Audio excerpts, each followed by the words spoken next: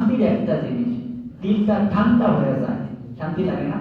এটারে হুজুরে কইবে না, নাউজুবিল্লাহ। আফসোস, অথচ আল্লাহুম্মা, হে আল্লাহ সাল্লি আলা নবীর নাম মুহাম্মাদি ওয়া আলা আলি মুহাম্মদ, নবীর আহলুল বাইতের নাম, এত চমৎকার কথা হুজুরে কইবে না, নাউজুবিল্লাহ বলে। আব্বা জান, বাবা জান, এই হুজুরের কথা মানলে চলবে না, কারণ কবরে যখন যাবেন হুজুর কিন্তু আপনার কবরের মধ্যে যাবে না, সন্তান আপনার কবরে যাবে না, বিবি আপনার কবরের মধ্যে যাবে না, বন্ধু আপনার কবরের মধ্যে যাবে না, আমি ইমাম সাহেব আপনার কবরের মধ্যে যাব না। আমি বুখারীর মধ্যে হাদিস পাইলাম, নবী কয় যেদিন কাউরে পাইবি না, মা পাইবি না, বাবা পাইবি না, বন্ধু পাইবি না, কাউরে পাইবি না, ওই দিন দেখিবি আমি নবী তোর কবরে হাজির হইয়া। সুবহানাল্লাহ। আজ না হয় কাল তুমি যাইবা কবরে, যাওয়ার সময় দেখবে গো তোমার সবই রইল পড়ে, যাওয়ার সময় দেখবে।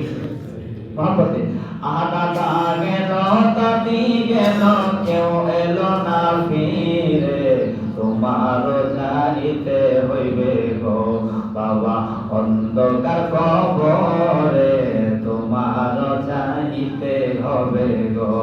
আহা ছেলে মেয়ে বলবে বাবা কিভাবে যাও ছেড়ে, বাবা বলে ডাকবো কারে গো বাবা এবং সংসারে, বাবা বলে ডাকবো কারে গো। মারহাবা বলেন। এখন শান্তিটা কেমনে কবরের মধ্যে পাওয়া যাবে?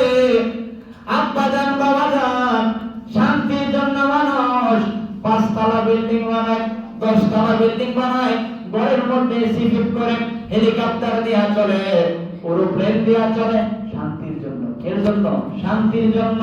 কবরে বাবা টাইলস লাগাইলে শান্তি পাওয়া যাবে না, ল্যাব তোষক বিছাইলে শান্তি পাওয়া যাবে না, এসি ফিট করলে শান্তি পাওয়া যাবে না। শান্তিটা কেমনে পাওয়া যাবে? আরে নামাজ পড়ো, রোজা রাখো, সালাম জানাও নবীরে, আমার আল্লাহ খুশি হইবে গো বাবা অন্ধকার কবরে, ফুলের বিছানা পাইবা গো।